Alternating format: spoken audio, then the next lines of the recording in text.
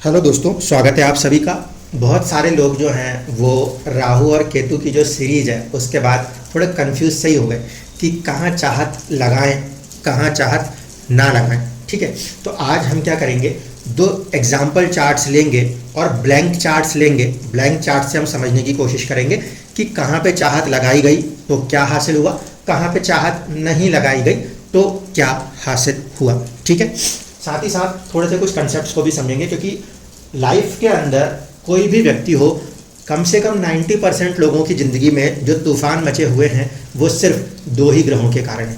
एक है आपका राहु और एक है आपका कहीं ना कहीं केतु। किस चीज़ को त्यागना है और किसके पीछे भागना है, बस ज़िंदगी इसी के बीच में घूम फिर के रह जाती है। क्योंकि आप ठंडे दिमाग से यदि कभी खुद को ऑब्जर्व करें, समझने की कोशिश करें, तो आपको ये बात समझ में आएंगी कि आप लोगों की लाइफ के अंदर जितना लाइफ दे रही है उससे ज़्यादा हम उसको सोच सोच के ही कहीं ना कहीं परेशान हो जाया करते हैं। ठीक है, तो अब पहले से थोड़ा सा ग्राउंड को समझ लीजिए कि फैक्टर्स क्या हैं। जितने भी केसेस आते हैं वो दुखी क्यों हो रहे होते हैं, वो कुछ चाह रहे हैं और जो वो चाह रहे हैं वो उनको होते हुए नहीं मिल रहा। आप चाह रहे हो, ठीक है, आप चाह के उसके पीछे काम भी कर रहे हो, वो भी ठीक है, अब वो आपको होते हुए नहीं मिल रहा, तो उस कंडीशन में आप कुछ और बेहतर करने की कोशिश करो, क्योंकि समय व्यर्थ होता है। अब देखिए कंडीशंस क्या है, दो ही चीज़ है, एक होता है आपका दिन का टाइम और एक होता है आपका रात का टाइम। ठीक है, ऐसे समझ लीजिए, यहाँ पे कौन प्रोमिनेंट होता है, यहाँ पे प्रोमिनेंट होता है सूर्य, यहाँ पे कौन प्रोमिनेंट होता है, यहाँ प्रोमिनेंट होता है चंद्रमा। ठीक है, सूर्योदय हुआ तो दिन हुआ, जैसे सूर्य ढल गया तो रात हो गई। जब सूर्य हुआ तो आपका मन नहीं करता, फिर भी आप स्कूल भेज दिए जाते हो। सूर्योदय हुआ, आपका मन करे ना करे, रोज वही बॉस का चेहरा देखना है, आप ऑफिस भेज दिए जाते हो। आपका मन नहीं कर रहा, उसके बाद भी आपको दिनचर्या जो है दिन की वो पूरी करनी है। इसका मतलब कहीं ना कहीं ये वो फैक्टर है जो सोल फैक्टर है, वो जो करा रही है वो आप करना चाहते हो नहीं करना चाहते हो, लेकिन आपको उसे करना ही पड़ेगा। ठीक है, हर व्यक्ति और इवन जिंदगी में हर जीव जंतु भी इन्हीं कंसेप्ट से चलते हैं। कुछ निशाचरी होंगे और कुछ दिन में चलने वाले होंगे। हम सभी के सभी जो है वो मोस्टली दिन में चलने वाले हैं। ऐसी कंडीशन में दिन की तरफ अगर हम चल रहे हैं तो हम वहाँ पे वो सारी चीज़ों को करते हैं जो कई बार हमारा मन करे या ना करे, लेकिन जीवन की आवश्यकता है, आत्मा की आवश्यकता है, इसलिए उसे किया जाता है। और इसके बाद आता है रात। रात के पक्ष की तरफ क्या है, चंद्रमा है, वहाँ पे नींद है, वहाँ पे रेस्ट है, वहाँ पे सपने हैं। खुली आंखों से दिन वाले सपने आए तो वो केतु है, और अगर बंद आंखों के सपने आ रहे हैं तो वो राहु है, ड्रीम्स है। तो ये जो इस साइड की कंडीशन है, यहाँ पे आपको सारी चीज़ें अच्छी लगती है। घर जाना है, छुट्टी लेनी है, बहुत तेज़ी से एप्लीकेशंस आएंगी कि घर जाना है, छुट्टी लेनी है, मनोरंजन करने के लिए जाना है, क्योंकि उसमें मन लगता है। ठीक है, तो जब आपकी किसी चीज़ में मन लगता है तो आपको अगर वही चीज़ मिल जाती है तो आप खुश होते हो। बहुत ही छोटा सा एग्जाम्पल, एक बॉस से दो लोग छुट्टी मांगने गए, अब छुट्टी तो दोनों को पसंद थी, एक को मिल गई तो वो खुश, उसके लिए सब कुछ अच्छा अच्छा, एक ने मांगी उसको नहीं मिली तो उसके लिए सब कुछ खराब खराब। लेकिन उसका नेक्स्ट रिजल्ट क्या है लाइफ के अंदर वो तो पता नहीं, उस समय के लिए हमने चीज़ को भोग लिया। यही कंडीशंस जो हैं ये 90 से 95% लोगों के साथ चली आ रही। पैसा नहीं आ रहा, गाड़ी नहीं आ रही, ये नहीं आ रहा, वो नहीं आ रहा, वो चीज़ों की डिमांड हो रही है जो मैन मेड है। मतलब ऊपर गणेश जी भी कोई करेंसी छाप के थोड़ी बांट रहे हैं कि अच्छा अगर अमेरिका के बंदे ने वहाँ मदद मांगी तो उसको डॉलर छाप के देंगे, भारत के बंदे ने मांगी तो उसको भारत की करेंसी छाप देंगे, और वो भी नोट बंद हो गया तो फिर गणेश जी नोट बदलेंगे। ऐसा तो नहीं हो सकता। तो थोड़ा सा इस बात को समझिए, क्या मटीरियलिस्टिक चीज़ों के पीछे जो भाग रहे हैं वो मटीरियलिस्टिक चीज़ें कहीं ना कहीं कंट्रोल तो राहु के साथ है। क्या कहीं पर भी ये मेंशन है कि इन चीज़ों को इनके साथ बनाया गया? ऐसा तो कुछ मेंशन नहीं। गाड़ी बनी तो गाड़ी क्या है, वो कहीं पे ऊपर से नेचुरली बन के आई है कि उसको बट गई हमको नहीं बटी, ये कंडीशन ही नहीं है। लेकिन हम उसके पीछे भाग रहे हैं और वो नहीं मिल रहा तो हम सबसे ज़्यादा दुखी हो रहे हैं। ठीक है, अब कई बार क्या होता है कि कई जगहों पे चीज़ों को जब आप गिव अप करते हो ना तो आपको बहुत कुछ मिलता है, और कई जगहों पे चीज़ों के पीछे भागने पे आपको कुछ नहीं मिलता। ये दो ब्लैंक चार्ट्स हैं, इन दो ब्लैंक चार्ट्स को ही रीड करेंगे। ऊपर वाला चार्ट हम श्री राम जी के लिए पढ़ेंगे और नीचे वाला जो चार्ट है उसको हम श्री कृष्ण जी के लिए पढ़ेंगे। दो बातों को और ध्यान रखेंगे कि जहाँ पे भी बात आएगी डिजायर की, इसका मतलब है डिजायर का ये मतलब नहीं निकालना है कि उसके लिए कुछ चीज के पीछे मटेरियल लगा रहे हैं। उसका मतलब सिर्फ ये है कि उस काम को करने की दृढ़ इच्छा, उसे डिजायर कहेंगे। और कुछ चीजों में जब हम कहेंगे त्याग है, इसका मतलब है उस काम को बिल्कुल नहीं करना है, इसकी एक प्रबल इच्छा। बस यही है डिजायर शब्द से हमारा मतलब। चाहत है या बिल्कुल भी चाहत नहीं है, या तो राहु है या तो केतु है। चाहत है इसका मतलब उसके पीछे लग जाना है जब तक हासिल ना कर ले, और अगर केतु है तो उसको ऐसे त्याग देना है कि उसके बारे में सोचना ही नहीं है, बस यही है राहु और केतु। अब देखिए यहाँ लगाना शुरू करता हूँ एक एक करके। भूल जाइए कि आपने रामायण में क्या देखा है, अब आप उसको एक दार्शनिक लेवल से समझने की कोशिश करिए। श्री राम जी से कहा गया कि बेटा आपको जो है पिताजी ने बोल दिया है कि वनवास जाएगा मेरा बेटा, तो मेरा बेटा वनवास जाएगा, आप 14 दिन में ऐसा करो बाहर से घूम के वापस आ जाओ, हम उसको वनवास मान लेंगे, ठीक है। लेकिन क्या चीज गई, सबसे पहला फर्स्ट हाउस 4 नंबर की राशि। अगर जो आपको ये वाला सिस्टम पता है कि पहला भाव धर्म के लिए होता है, दूसरा अर्थ के लिए होता है, तीसरा काम का होता है और चौथा मोक्ष का होता है, तो नेचुरली 4 नंबर की राशि लगन पे आ रही है, ठीक है। 4, 8, 12 ये मोक्ष त्रिकोण है, यहाँ पे मोक्ष को ध्यान में रखना है, मतलब केतु को ध्यान में रखना है।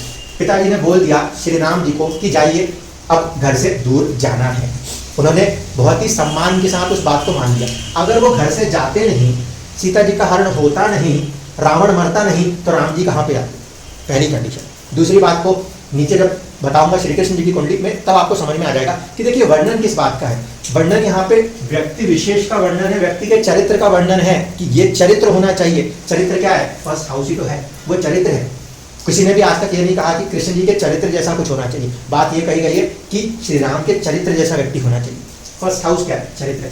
4 नंबर की राशि क्या है, मोक्ष त्रिकोण है, किसके साथ चले, केतु के साथ चले।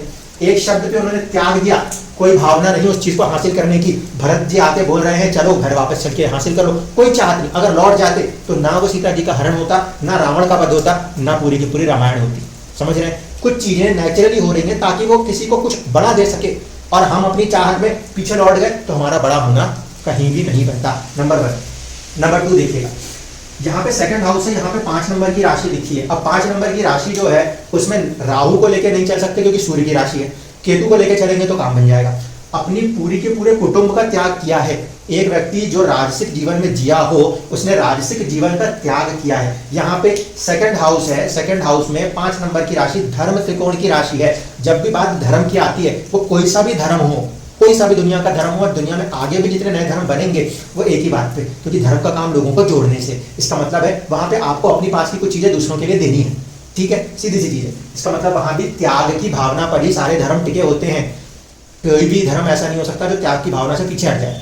इसके हिसाब से देखा जाए तो धर्म त्रिकोण की राशि होने के कारण वहां पर भी केतु का प्रभाव देखने को मिलेगा।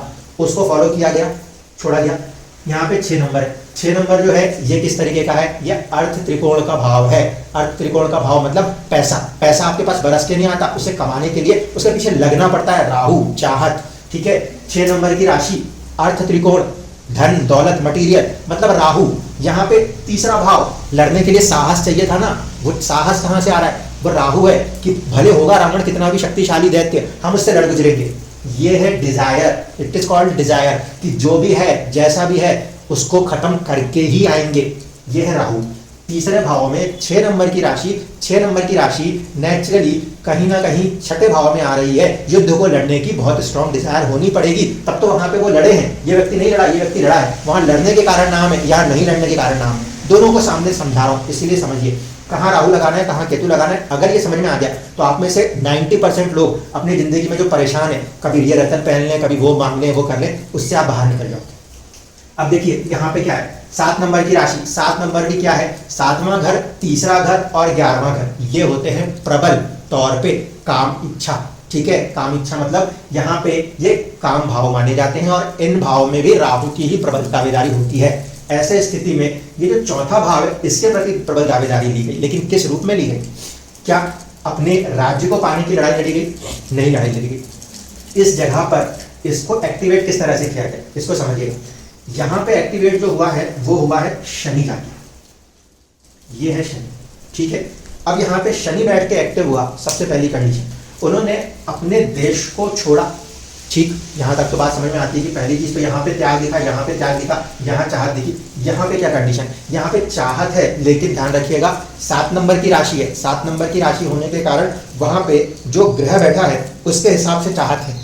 डिजायर हमेशा उस प्लेनेट के साथ ही कनेक्ट करके करनी पड़ेगी जो कि चाहत के भाव में आके बैठा है, क्योंकि जब तक वहां ग्रह नहीं बैठा वो भाव इतना एक्टिवली काम नहीं। इस कंडीशन में अगर हम देखते हैं तो यहाँ पर शनि के बैठने की वजह से, शनि इस कुंडली में क्या है, 7th हाउस 8th हाउस, विवाह और वैवाहिक जीवन है। उसके प्रति एक प्रबल चाहत को लेकर चले हैं। ध्यान रखिएगा, तभी तो सारी मुश्किलों के बाद समुद्र भी पार क्यों ना करना पड़ा हो, इतनी स्ट्रॉन्ग डिटर्मिनेशन है, चाहत है कि हाँ ये ढूंढ लीजिए, कहीं से कहीं ढूंढ के निकाल लिया जाएगा। बहुत स्ट्रॉन्ग डिटर्मिनेशन है, मतलब चाहत है। किसके प्रति चाहत है? शनि। शनि कौन है? शनि यहाँ पर 7th लॉर्ड है, यानी कि अपने वाइफ को पाने के लिए बहुत स्ट्रॉन्ग चाहत है। अब शनि वैसा ग्रह है जो कि कहीं ना कहीं चीज़ों को दूर करता है, तो वो आगे की कहानी है कि पाने के बाद भी दोबारा छोड़ा जाएगा, लेकिन उन्हें पाने की चाहत में ही तो वहाँ से लेकर पूरी कन्याकुमारी और कन्याकुमारी से लेकर पूरी श्रीलंका तक की यात्रा बनेगी। तो जब 7 नंबर की राशि आएगी वहाँ पे ये ध्यान रखिएगा, वहाँ डिजायर इंपॉर्टेंट है, बट वहाँ पे डिजायर क्योंकि नेचुरली वो 7th हाउस है, उस कंडीशन में जैसे कि marriage is kind of a desire कि हाँ करनी है या नहीं करनी, बट अगर उसमें कोई ग्रह बैठा है तो उस ग्रह को ध्यान में रख के ही काम होगा। ऐसा नहीं कि बाकी के लगन कुछ और कह रहा है, चौथा कुछ और कहेगा। लगन जो कहेगा वो प्रोमिनेंट होना चाहिए, अगर लगन प्रोमिनेंट नहीं है तो हेल्थ ही हिल जाएगी, व्यक्तित्व ही हिल जाएगा। इसीलिए यहाँ पे चौथा घर हमेशा मनोस्थिति है, मन का होता है, मन तो हर चीज के पीछे भागेगा, बट मन के भागने से ज्यादा जरूरी है उसमें जो ग्रह बैठा है उसके तत्व और उसके भाव तत्व के हिसाब से ही आपकी चाहत होनी चाहिए। ये क्लियर रखिए। यहाँ पे आ जाइए, ये 8 नंबर की राशि है, नेचुरल सी बात है, अगेन केतु का प्रभाव है, संतानों की जो स्थिति है वो हम समझ सकते हैं। 9 नंबर की राशि है, 9 नंबर अगेन किस तरीके से आएगा? 1, 5 और 9 धर्म त्रिकोण है। बात फिर वही हुई, जहां भी धर्म की बात आएगी वहां पे केतु त्याग की बात आएगी। व्यक्ति ने आखिरी समय तक रावण से कहा है कि सुलह कर लो, केतु की बात है, त्याग दूंगा, कुछ नहीं करूंगा, छोड़ दूंगा, सुलह कर लो, केतु की भावना। ठीक है, नहीं मान रहे तो फिर एक्ट हो रहा है। यहाँ पे आया 10 नंबर, 10 नंबर अगेन क्या है? ये किस तरीके का त्रिकोण है? 6, 2, 6, 10 ये जो होते हैं ये होते हैं मटीरियलिस्टिक पॉइंट्स के लिए। इसका मतलब यहाँ पे राहु है, तो यहाँ पर जो मैरिज है वो एक प्रकार से चाहत के साथ, राहु के साथ कनेक्ट रह सकती है। ठीक है, 10 नंबर के अंदर ऐसा कोई प्रॉब्लम नहीं आएगा, लेकिन स्ट्रांगली वो 11 नंबर की तरफ आता है। वैवाहिक जीवन के लिए लड़ने गए हैं, ये 11 नंबर स्ट्रॉन्ग डिजायर है, गए, वरना आज की तारीख में तो हम ऐसे वीडियोस देखते हैं कि एक कोई गया तो दूसरा ढूंढ लो। यहाँ पे वो चीज़ नहीं आ रही, यहाँ पे आ रहा है एक बहुत स्ट्रॉन्ग डिजायर 11 नंबर की, अपने वैवाहिक जीवन को किसी भी कीमत पे बचाना है, ये कंडीशन यहाँ से समझ में आती है। फिर आया 12 नंबर मोक्ष त्रिकोण।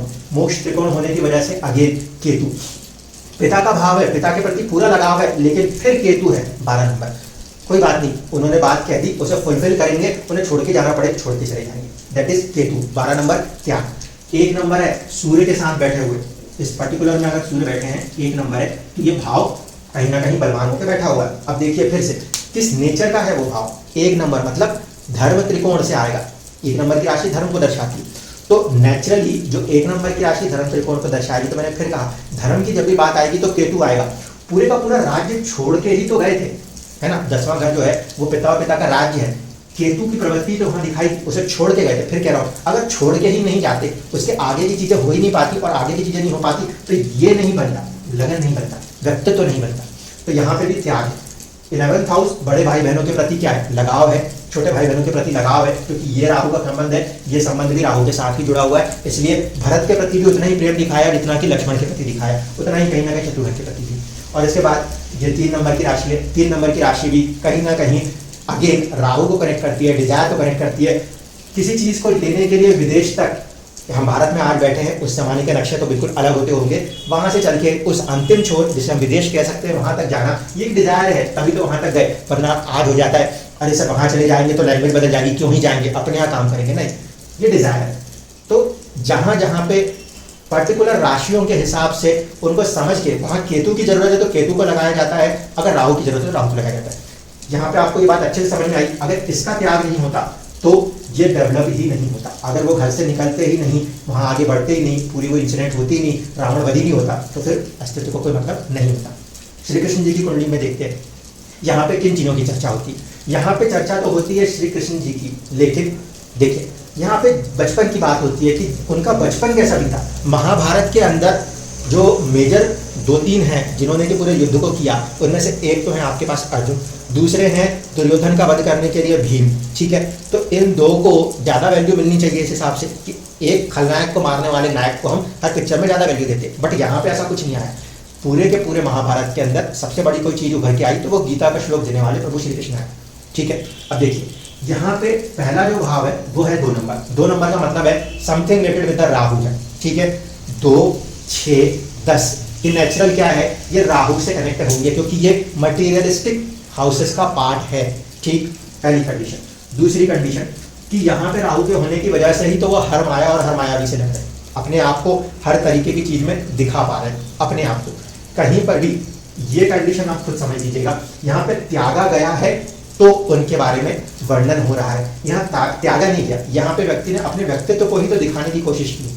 मुंह खोल दे तो पूरा ब्रह्मांड दिख जाए, ये खुद से कर रहे हैं, डिजायर राहु के साथ कर रहे हैं, अपने आप को फर्स्ट हाउस को पीछे नहीं छोड़ रहे। यहाँ पे देखिए सेकंड हाउस में 3 नंबर की राशि है। अगेन कनेक्ट किससे होगा, कनेक्ट होगा तो वो भी राहु से कहीं ना कहीं ही कनेक्ट करना पड़ेगा।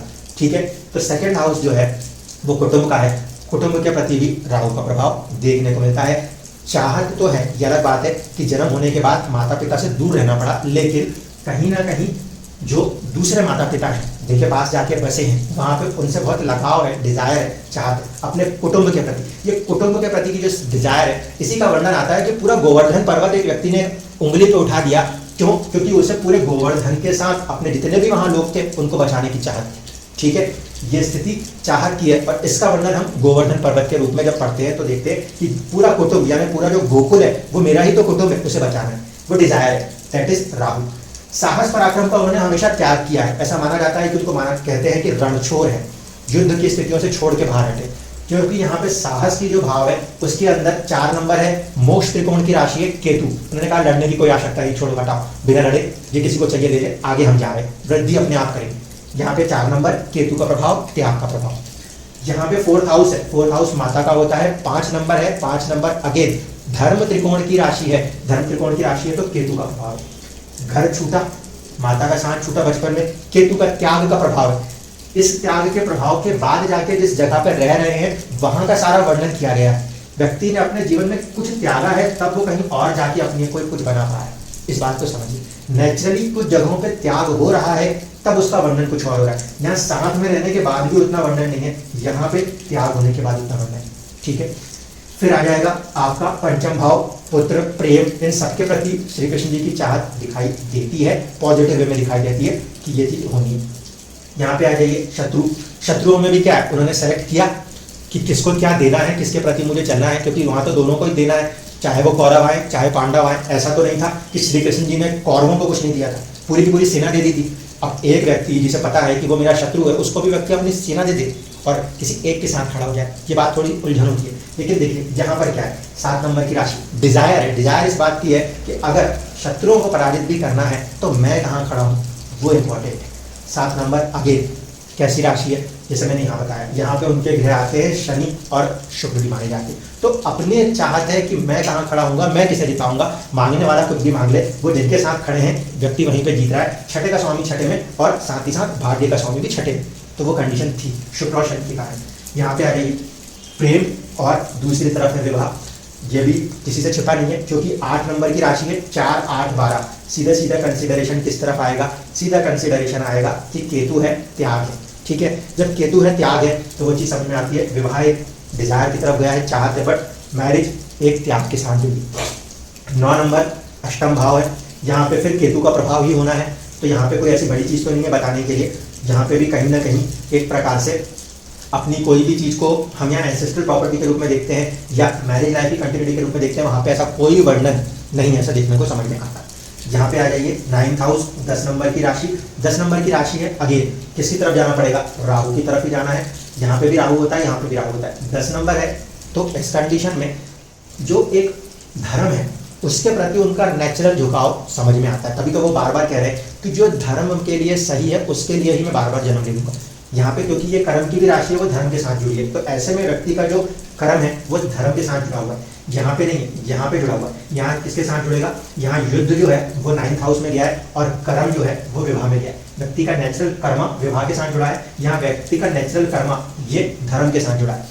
क्या परिस्थिति यहाँ पे लगानी है, धर्म की परिस्थिति में बैलेंस ही होना पड़ेगा। ध्यान रखिएगा, धर्म के प्रति बैलेंस ही होना पड़ेगा, जो कि यहाँ पे भी हुआ है। कभी राहु ठीक है, कभी केतु ठीक है, साथ लेकर आए, राहु था फिर त्यागना पड़ा केतु था। यहाँ पे भी यही है, कभी चाहत भी ठीक है और कभी चाहत से हटके राहु और केतु दोनों ठीक है। कर्म के अंदर एक लेवल तक दोनों को बैलेंस ही करना पड़ेगा, डे एंड नाइट दोनों को बैलेंस ही होना पड़ेगा। अगर दिन बहुत बड़ा हो गया, कर्म करके थक जाएंगे, रात बहुत छोटी हो गई तो आप दोबारा से तरोताजा नहीं हो पाएंगे सोकर। रात बड़ी हो गई तो आप आलस में चले जाएंगे, कर्म आपकी मात्रा घट जाएगी, खाने का पचना घट जाएगा। इसीलिए कर्म की जब हम बात कर रहे हैं तो ये दोनों को बैलेंस होना चाहिए। इसीलिए 10 नंबर की राशि में जितना राहु चाहिए उतना ही केतु बराबर चाहिए। यहाँ पे उन्होंने इसको दिखाया। ये हो गया आपका 11 number toward the 10th house. 10th house में जब 11 नंबर आ रहा है इसका मतलब अगेन राहु का प्रभाव आ रहा है। कर्म को कभी नहीं त्यागा, और कर्म को किसके साथ में ध्यान में रखते हुए देखिए, कर्म को कभी नहीं त्यागा और कर्म के अंदर भी खुद को ऊपर नहीं रखने की कोशिश करें। इस चीज को जरूर ध्यान रखिए, कर्म में त्यागा भी नहीं और खुद को ऊपर भी नहीं रख रहे। ऊपर नहीं रख रहे इसलिए कह रहा हूं, एक इतना बड़ा पुरुष जो कि पूरे युद्ध को एक बार में खत्म कर दे, वो सारथी बनने को तैयार है। यहाँ पर भी पहली कंडीशन सेम उसी रूप में है।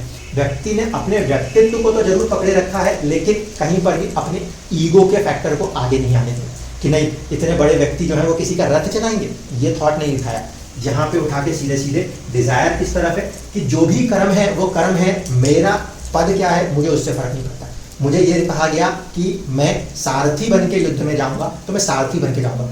कर्म के प्रति जो है वो बिल्कुल दृढ़ निश्चितता है। ये नहीं है कि अहंकार आ जाए कि क्या मैं इतना बड़ा जो कि सब कुछ संभाल रहा हूँ वो किसी का सारथी बनूंगा। यहाँ पे कर्म राज्य की जब मैंने बात करी तो मैंने कहा त्याग 1 नंबर की वजह से। यहाँ पे मैं बोल रहा हूँ यहाँ बहुत स्ट्रॉन्ग डिजायर है क्योंकि ये राहु है। अगर वो मना कर दें कि मैं नहीं बन रहा सारथी, वो नहीं बनेंगे सारथी, नहीं होगा गीता का ज्ञान, व्यक्ति का कहाँ पे आगे बढ़ने की बात है। वो सारथी बने हुए हैं, सारथी बन के समझा रहे हैं, तो वो चीज आ रही है। एक नीचे की पोजीशन पे बैठे हैं, अपने ऊपर कहीं ना कहीं अर्जुन को बिठा के बैठे हैं, उस हिसाब से समझिए। तो यहाँ पर एक प्रभाव जो है वो ये है कि जो भी मेरा कर्म है 10th हाउस, जो भी मेरा कर्म है मुझे उसकी तरफ बहुत स्ट्रांगली चिपकते रहना है। डिजायर सो कॉल्ड राहु, यानी कि चाहे जो हो जाए मुझे वो करना ही है। तो ये उन्होंने करके दिखाया। 11th हाउस है, गेंस का हाउस है, 12 नंबर की राशि लिखी है। बलराम जी के प्रति उनकी बहुत ज्यादा किस्से चर्चे ऐसे नहीं देखने को मिलेंगे, बड़े भाई का घर है वो, लेकिन वहाँ पे केतु है, नेचुरल एक काइंड ऑफ त्याग प्रवृत्ति देखने को मिलेगी। ठीक है, फिर यहाँ पे आएंगे 1 नंबर है, वहाँ पे भी केतु की प्रवृत्ति आएगी क्योंकि वो भी आपकी धर्म त्रिकोण की राशि। तो इसी चीज को आपको ध्यान रखना है कि अगर नेचुरल साइन के हिसाब से पहली राशि जो होती है और चौथी राशि जो होती है धर्म और मोक्ष, ये हमेशा त्याग की बात करेंगे। और जब कभी भी बात आती है सेकंड और थर्ड, 2 और 3, ये कहीं ना कहीं मटेरियल की चीज है। वहां पे आपका बहुत ही डिटर्मिनेशन, डिजायर का मतलब है उस चीज के प्रति हासिल करने की डिटर्मिनेशन, और त्याग का मतलब है किसी चीज के प्रति बिल्कुल ना जाके स्टैटिक होने की डिटर्मिनेशन। ये 2 चीजों को ही आपको फिक्स करना पड़ेगा। अगर उसको आप फिक्स कर देते हो और इन राशियों के हिसाब से कि मुझे किसमें जुड़ना चाहिए किसमें नहीं, तो फिर आप बैलेंस हो। अगर आप इसको बैलेंस नहीं करते, आप उसमें डिजायर कर रहे हो जिसमें कि डिजायर नहीं एफर्ट्स चाहिए, तो फिर कोई मतलब नहीं है। इस बात को ध्यान रखिएगा। जहां पे आपका स्ट्रॉन्ग डिजायर रिक्वायरमेंट है वहां पे आप डिजायर कर रहे हो तब तो वो फ्रूट करेगा। जहां आपके पास डिजायर की कोई कंडीशन ही नहीं है, आप उसके पाने के लिए पूरा लगा रहे हो लेकिन वहां से निकलने का कुछ नहीं है, तो फिर वहां से कुछ भी नहीं फायदा। इस कारण से इस चीज को, इस कंसेप्ट को, राहु और केतु के कंसेप्ट को जब भी लगाते हैं इन 3-4 चीजों को ध्यान में रख के लगाते हैं, क्योंकि आपको अपनी जिंदगी में एक बैलेंस चाहिए। आप कोई सन्यासी नहीं है कि पूरा सब कुछ छोड़ के चले जाएं, कि टोटल केतु में चले जाएं, और आप दुनिया में कोई राजा भी नहीं है कि आपको सब कुछ आपके मन मर्जी का मिलता हो। आप दुनिया के अंदर इन दोनों के बीच में बैठे हुए हैं, इसलिए आपको इन दोनों का बैलेंस करना पड़ेगा। बहुत ज्यादा खाया, अपच है तो नींद नहीं आई, तो उसको पचाने के लिए दिन को चलना भी उतना ही पड़ता है। इस कारण से लाइफ में किसके साथ किसको बैलेंस करना है, इसको बस आपको समझना है। राशियों के हिसाब से अगर नोट करना है तो हम ये मान के चलते हैं। सबसे पहले 159 धर्म त्रिकोण, ये क्योंकि त्याग पे धर्म खड़े होते हैं इसलिए इनका साथ चाहिए। इसके अलावा मोक्ष त्रिकोण 4, 8, 12, ये जिन भी भाव में आ रहे हैं वहां हम केतु यूज करते हैं। जहां कहीं पे भी हमारे को अर्थ दिखाई देता है दूसरा या काम दिखाई देता है वहां पे हम यूज करते हैं। इसके बाद देखिए यहाँ पे 4, 5 हो चुके हैं, यहाँ पे आएगा 6 और 7, 8 यहाँ हो चुका है, 9 इसी का हिस्सा है, तो यहाँ पे आएगा आपके पास 10। ठीक है, क्योंकि 10 कर्मा है, कर्मा की तरफ आगे बढ़ना पड़ेगा। और दूसरा बचता है हमारे पास 11। तो अगर इस हिसाब से देखें, ये जो कॉम्बिनेशन है इसको ध्यान में रखते हुए आपको चलना है। कोई एक नंबर छूट रहा है, 1, 2, 3, 4, 5, 6, 7, 8, 9, 10, 11, 12 पूरे हो गए। तो ये कॉम्बिनेशन में जिन भी हाउसेस में ये नंबर आ रहे हैं उनके प्रति आपको बहुत ही स्ट्रांगली अपने एफर्ट्स को उन्हें पाने के लिए लगाना है। और जहाँ पे ये आ रहे हैं वहाँ पे अगर आपसे कोई चीज़ नेचुरली जा रही है तो उसके पीछे बहुत दुखी होने की जरूरत नहीं, क्योंकि जब तक कुछ चीज़ का त्याग नहीं होगा, यहाँ पे घर बार छूटा, वो त्याग हुआ, उस त्याग की वजह से वहाँ बाले काले की बात होती। यहाँ पे नहीं छूटा इसलिए बाले काले की बात नहीं होती। यहाँ पे जो छूटा, राज्य की बात होती है, शासन कैसे करना है। यहाँ पे राज्य नहीं छूटा, यहाँ पे कर्म की चाहत नहीं छूटी, इसलिए कोई ये नहीं बताता कि कृष्ण जी की तरह कर्म नहीं करना है, वो वाली कोई बात नहीं कहता। वहाँ पे ज्ञान की बात होती है कि उन्होंने जो ज्ञान दिया वो करना है। इसीलिए यहाँ पे त्याग है तो यहाँ पे चरित्र की बात है, यहाँ पे त्याग नहीं, यहाँ पे इस कारण से उतना ज़्यादा चारित्रिक रूप को वर्णित नहीं किया जाता। तो इस तरीके से अगर आप प्रॉपरली समझेंगे कि जो व्यक्ति ऊंचाइयों पर पहुंचे हैं उन लोगों ने क्या छोड़ा है और क्या पाया है, किसके प्रति वो आगे बढ़े हैं और किसके प्रति उन्होंने चीज़ों को छोड़ा है, तब आपको समझ में आ जाएगा कि वो सक्सेसफुल क्यों है। ये हमने अभी 2 कुंडलियाँ ली हैं। इसी तरीके से आप कोई से भी सफल व्यक्ति के चार्ट्स को उठा के देखिए, आपको समझ में आएगा कि अगर कोई व्यक्ति सफल है तो उसने किसी चीज़ का त्याग आवश्यक रूप से किया है और इसी चीज़ के पीछे वो बहुत ही स्ट्रांगली अपने डिटर्मिनेशन के साथ लगा जरूर होगा। धन्यवाद।